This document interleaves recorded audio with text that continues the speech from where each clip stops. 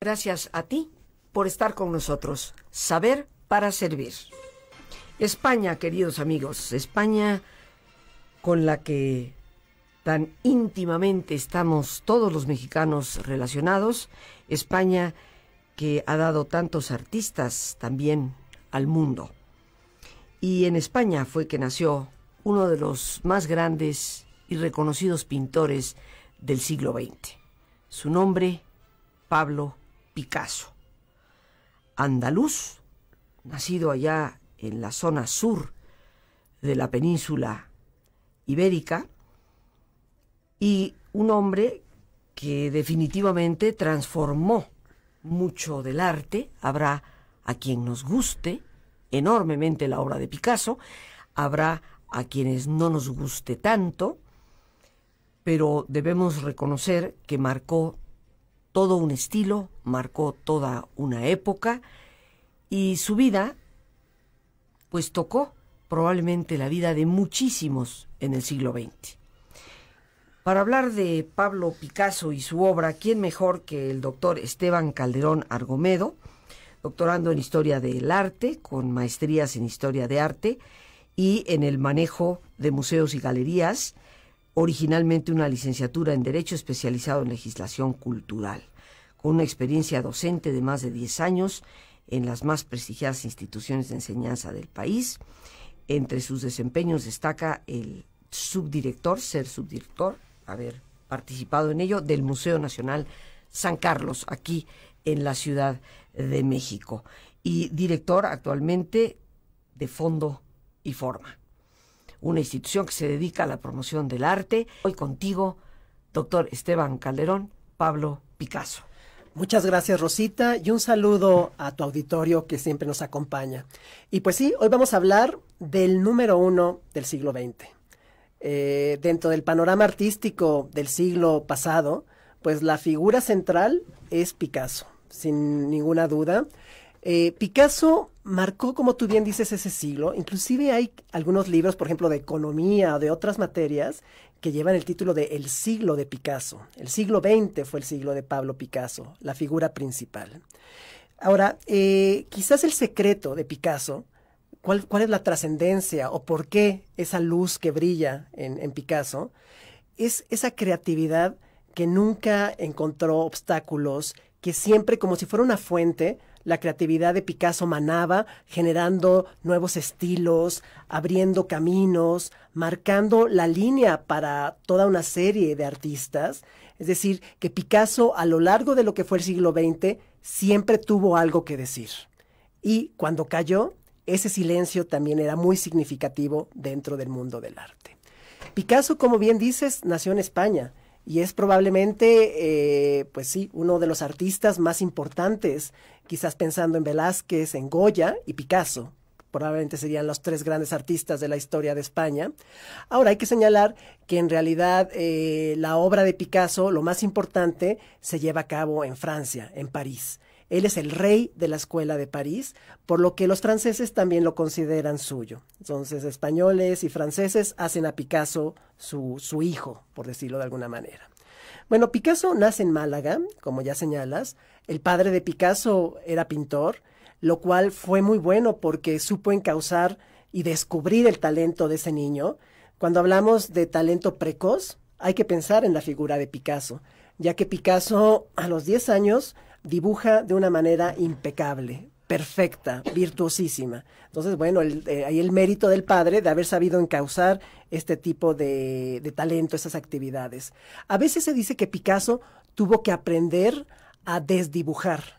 ¿Por qué? Porque él en una etapa muy joven, en realidad alcanzó la perfección en el ámbito del dibujo, que para la estética de finales del siglo XIX, esta estética de las academias, es el fundamento del arte. Es decir, la honradez del arte, diría Anger, para el siglo XIX, es el dibujo. Hay que saber dibujar y Picasso aprendió desde muy niño a dibujar. Entonces, en realidad, alcanzada la perfección a una edad muy temprana, pues bueno, tiene que lanzarse, se puede decir que a demoler todos esos cánones, todas esas normas de una estética que ya se sentía caduca, para lo que era el comienzo del siglo XX, y pues Picasso sentó las bases de lo que sería el arte moderno. De hecho, recuerden ustedes que es el creador, junto con Braque, que a veces nos olvidamos de Braque. Los dos son los creadores del cubismo. Y el cubismo es considerado por muchos autores como el origen del arte moderno. Claro, antes ya se han dado otras revoluciones, la del impresionismo, otras vanguardias como los Fauves, el expresionismo, pero el cubismo es una ruptura radical con respecto a la tradición artística, que es el punto de partida, y Picasso, junto con Braque, se puede decir que son los númenes o los creadores de esta revolución. De hecho, Picasso, bueno, el padre, a pesar de que, les digo, nació Picasso en Málaga, el padre se trasladó a La Coruña para dar clases de arte, también estuvo en Barcelona, y lo que es interesante es que Picasso es aceptado muy joven a la academia y entra a niveles ya avanzados. Es decir, que el talento o la preparación que había tenido desde niño lo capacitó desde una edad muy temprana para tomar los cursos avanzados de la academia. ¿A qué edad? Pues muy temprano. Él ya se puede decir que desde los 7 años empieza a trabajar, pero a los 11 años ya está estudiando en la Academia de Bellas Artes de La Coruña y después entrará a la de Barcelona y pasará por la de Madrid para regresar a Barcelona. Es decir, desde los 11 años se puede decir que ya está tomando clases en la academia, ¿vale? Eso es un talento precoz. Conservamos dibujos desde los 10, 11 años de este talentosísimo hombre. Pero bueno, después de pasar por Madrid brevemente, en un intento que se frustra porque se enferma, entonces se establece en Barcelona, se suma a la comunidad de artistas bohemios de Barcelona. Recuerden que Barcelona es una ciudad muy cosmopolita, una ciudad que está muy pendiente de lo que pasa en París en términos de arte. Entonces, bueno, se relaciona con pintores como Isidro Nonel, un amigo muy querido de apellido Casagemas. Entonces, parte de esta juventud bohemia de artistas, de hombres talentosos.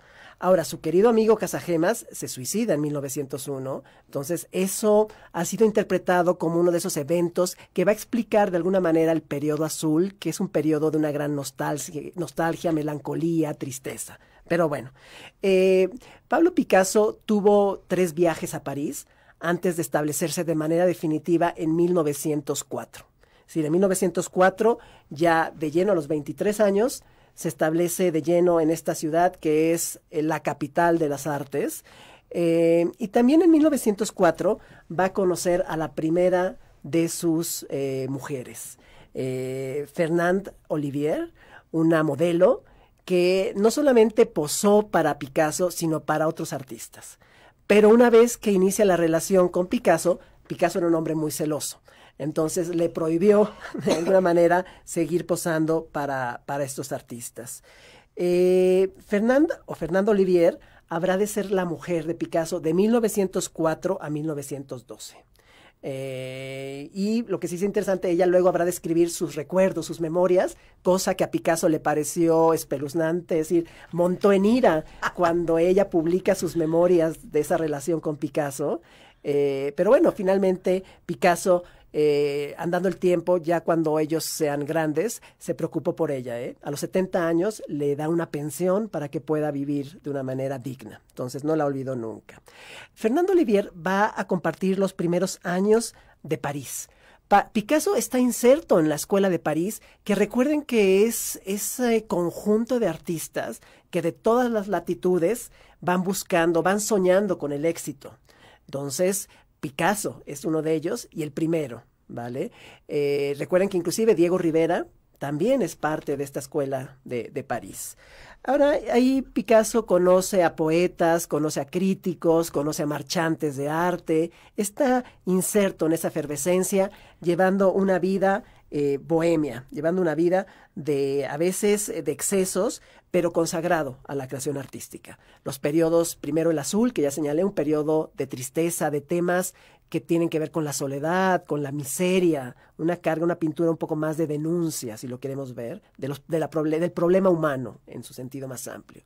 Ahora, Fernande Olivier habrá de acompañarlo en su periodo rosa, que tiene que ver con la representación sobre todo de la vida del circo. arlequines, saltimbanquis, ese tipo de personajes que tanto también habrán de causar interés en toda la época y para ellos en particular Picasso. También ella lo acompaña en el momento en el cual Picasso descubre la escultura negra. Estamos hablando del arte de África, el arte de Oceanía, que va a ser uno de los estímulos que llevará a romper totalmente con las convenciones artísticas. Y en 1907 asiste a la creación por parte de Picasso de ese cuadro rupturista que es Las señoritas de Aviñón, que muchas personas han querido ver ahí el comienzo del cubismo. En realidad es una pintura que estuvo oculta, no fue muy conocida, solamente el círculo más cercano a Picasso la pudo contemplar, pero bueno, ya de alguna manera está llevando a cabo esa investigación importante. Algo que es importantísimo también en la vida de Picasso fue que en 1907 él asistió a una exposición de Cézanne. Cézanne, ese gran artista del cual no hemos hablado, lo haremos en alguna ocasión, que es el verdadero padre del arte moderno. Cézanne muere en 1906, en el 7 se hace una gran retrospectiva que impacta profundamente en todos los artistas jóvenes de la Escuela de París, y Picasso el primero entre ellos, junto con Braque. El cubismo empieza en 1909, 1910, y bueno, también les digo que esta mujer, Fernanda Olivier, está al lado de Picasso. Sin embargo, ya para 1912, en realidad 1911, conoce a la segunda de sus musas, una mujer llamada Marcella Humbert, que es más conocida como Eva Guel. El problema es que esta mujer muere muy joven. A los 30 años muere de tuberculosis o de cáncer, no se sabe exactamente, pero estuvo con Picasso de 1912 a 1915 y la muerte de Eva habrá de ser algo devastador para Picasso.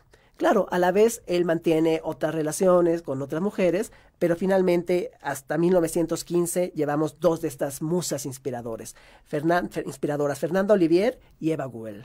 Son las mujeres que lo están acompañando hasta ese momento. Picasso, bueno, pues se va convirtiendo poco a poco en el genio del cubismo. Primero ese cubismo analítico, que explicaremos más adelante, luego el cubismo sintético. Pero otro encuentro u otro aspecto importante es cuando él conoce a Diaghilev. Diaghilev es un ruso que más bien se encarga de montar ballet. Entonces, Diaghilev contrata o le comisiona a muchos de los artistas de vanguardia que haga escenografías, que hagan vestuario para ballet. Y estando en Italia, Picasso acompaña a Diaghilev a Italia, conoce a una rusa en 1917 llamada Olga Koklova.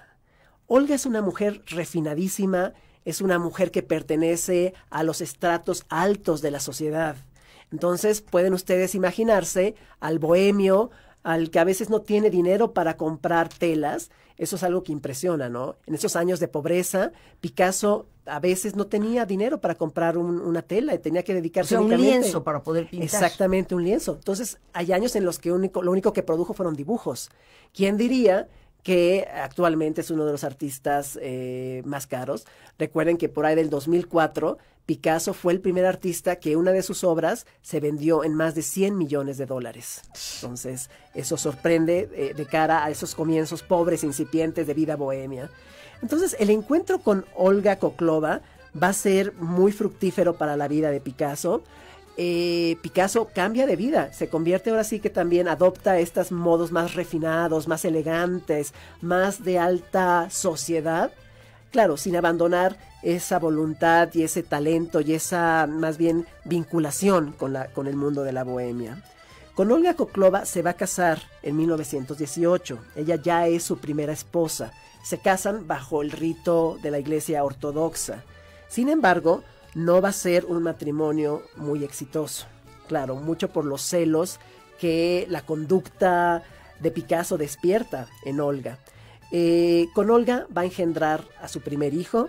En 1921 nace Pablo. Eso es importante, porque además, claro, con el nacimiento de su hijo, Picasso va a empezar a explorar el tema de la maternidad. Entonces sus pinturas, sus telas se van a poblar de escenas de Olga con su hijo Pablo, ¿no? Este aspecto humano, de la maternidad. Claro, Picasso también, hay que señalarlo, esta escuela de París, pues bueno, recuerden ustedes que en 1914 estalló la Primera Guerra Mundial. Entonces muchos de sus amigos, entre ellos Braque, su compañero, su cómplice en la creación del cubismo, es movilizado.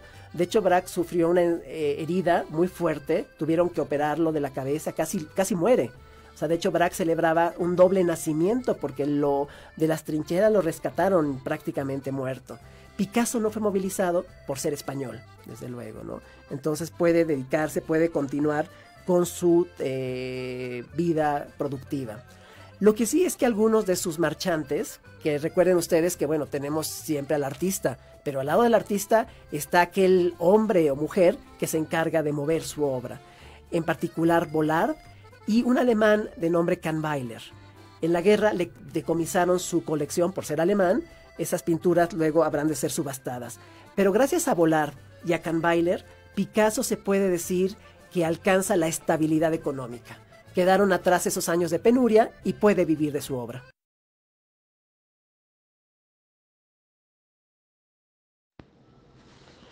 Una de las primeras manifestaciones del estrés que ya nos está causando daño es el insomnio. Tristemente, muchas personas resuelven el problema con pastillas, una situación que nunca nos va a dar la calidad de dormir y soñar adecuada para nuestra salud. Yo te invito a participar en el taller Manejo de Estrés, Saber Relajarse y Poder Dormir.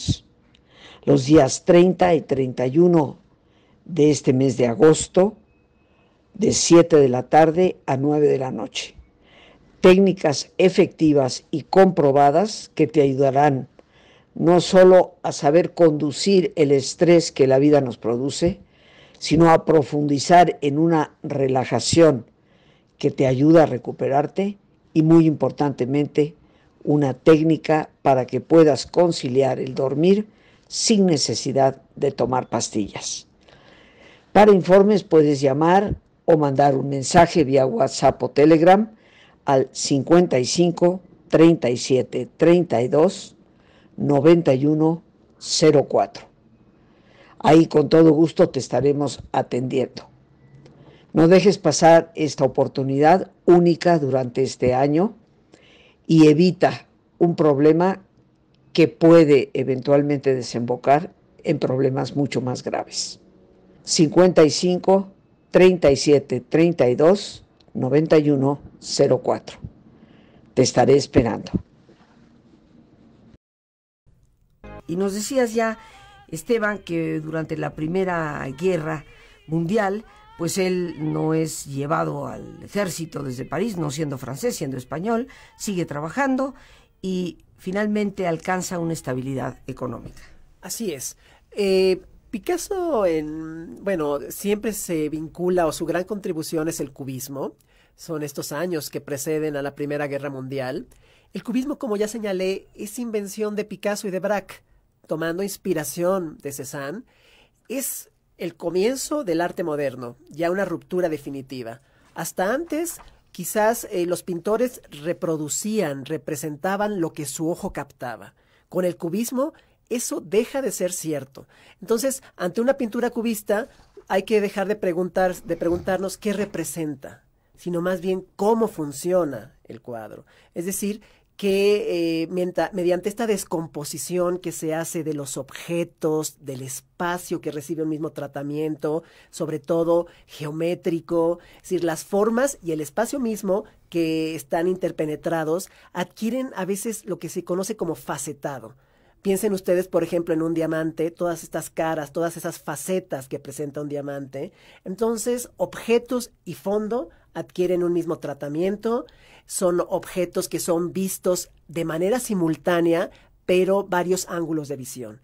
Es decir, hay quien habla inclusive de la cuarta dimensión que se alcanza con el cubismo, porque si ustedes ven un objeto, bueno, para poder captar la totalidad de ese objeto tendríamos que desplazarnos, ¿no? Para poder verlo en cada momento un ángulo de visión. Pero eso implica tiempo, ¿vale? Pero cuando Picasso y Braque en una tela nos presentan varios puntos de vista de manera simultánea, de alguna manera atrapan ese movimiento, ¿no? Lo congelan y nos presentan de manera simultánea varios puntos de vista de un objeto. Vamos, es como un resumen de lo que puede ser la ruptura importante de lo que es el cubismo, que ya consagró definitivamente a Picasso. Ahora, Picasso, después del cubismo, tuvo una etapa, se puede decir, neoclásica. Le pasó a muchos artistas de vanguardia, de arte moderno, como que eran tantas las innovaciones que sintieron un poco de temor frente a ese mismo ímpetu revolucionario. Y además recuerden ustedes que yo ya señalé que Picasso viajó a Italia. Entonces en Italia el clasicismo de alguna manera serenó los ímpetus revolucionarios de este artista. Ahora hay que señalar que Picasso nunca llegó al arte abstracto. Eso es muy significativo. Para Picasso la figura era el fundamento, era central en su obra. Y bueno, volviendo a su vida, ya hemos hablado que Picasso está casado con esta rusa, Olga Koklova, que engendra a su primer hijo. Son años de éxito, son años de glamour, son años de triunfo. Y podríamos decir la década de los 20. Así es, así es.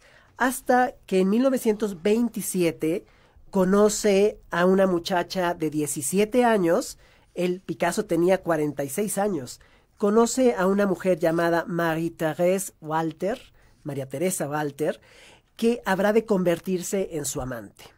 Él está casado con Olga, pero encuentra la oportunidad de tener citas secretas con María Teresa. María Teresa va a ser importante en la vida de Picasso de 1927 a 1936. Va a ser la figura femenina central, porque de hecho el matrimonio de Picasso sufre muchos problemas, sobre todo por las infidelidades de Picasso y por los celos de Olga.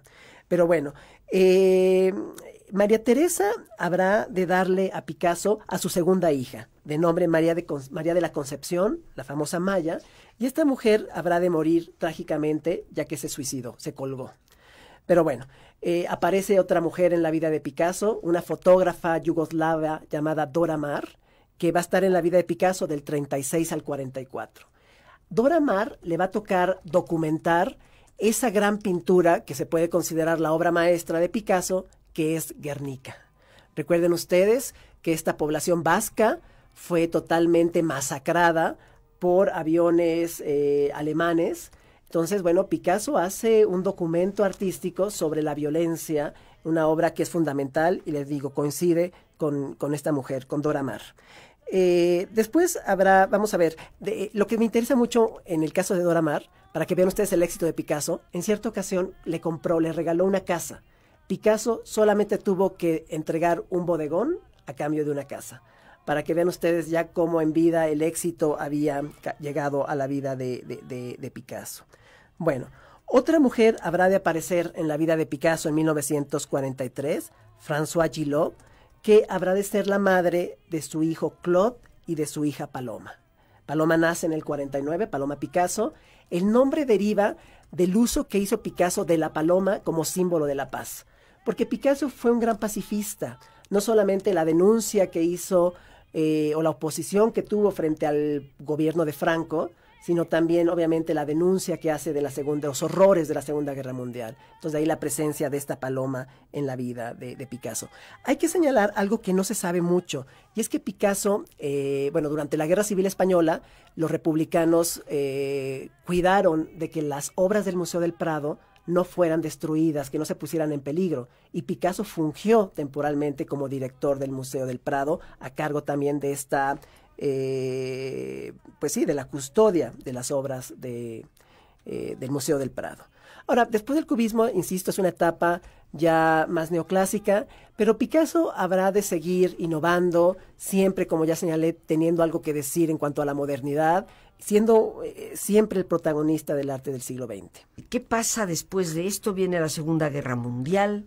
Picasso se involucró mucho en cuestiones pacifistas, en campañas internacionales. De hecho, recibió múltiples premios. El premio Lenin para la paz lo recibió en 2 ocasiones. Picasso era comunista, se afilió pronto al Partido Comunista, pero aún así, por ejemplo, protestó cuando Rusia invade Hungría. Entonces, claro, siempre genera un poco estas... Eso ya estamos hablando 1956, sí, la invasión sí, a Hungría. Sí, Picasso, su comunismo siempre genera ciertas dudas, ¿no? Porque, bueno, es un comunista que vive en un castillo o que posee castillos. Hay muchos así, ¿eh? Sí, en ese sentido siempre se ha criticado un poco esa coherencia de vida, porque es marxista comunista, pero vive como un rey, ¿no? ¿Vale? Y recuerden los precios elevados. Otro dato para que vean la avidez del dinero que tenía Picasso es que él nunca le concedió a Olga el divorcio. Cuando Marie-Thérèse estuvo embarazada, ¿se acuerdan que ella es la madre de Maya? Olga quiso divorciarse, pero Picasso no lo consintió porque obviamente tenía que desprenderse de la mitad de sus bienes.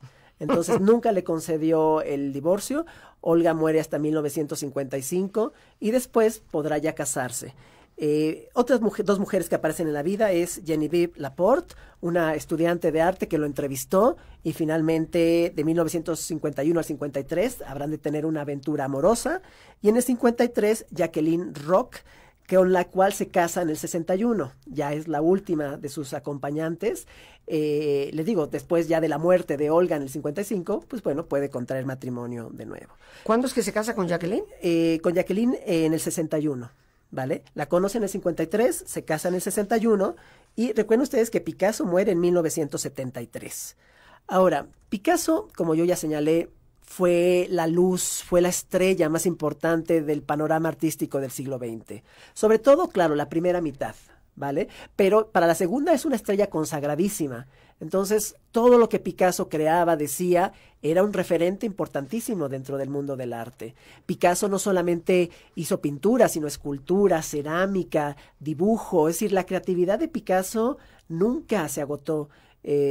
Son famosas, por ejemplo, esa serie del Minotauro o su gusto por la tauromaquia, algunas esculturas en metal que lo hizo sobre todo por influencia de otro gran escultor, que es Julio González, amiguísimo de él, un escultor español. Entonces, bueno, lo importante es que Picasso de alguna manera resume ese deseo de libertad, de creación del siglo XX. Picasso no se ciñó a ninguna norma, sino que hizo caso de su propia genialidad.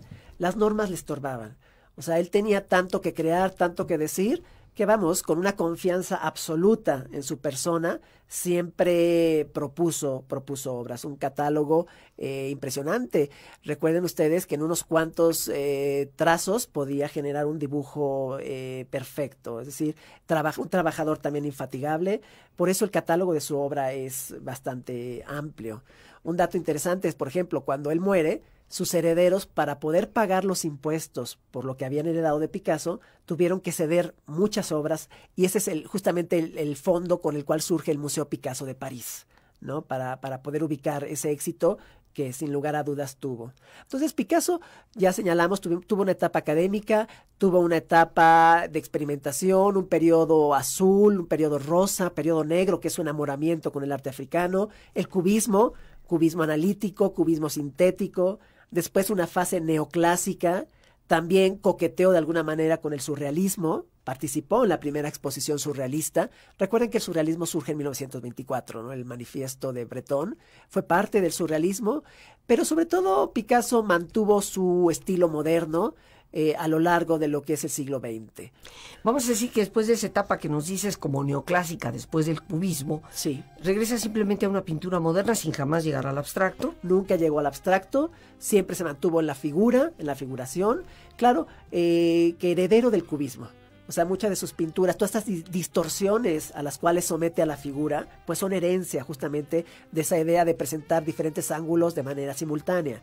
Entonces sí, un lenguaje moderno, renovado, que tiene que ver muy poco con reproducir la realidad que capta el ojo.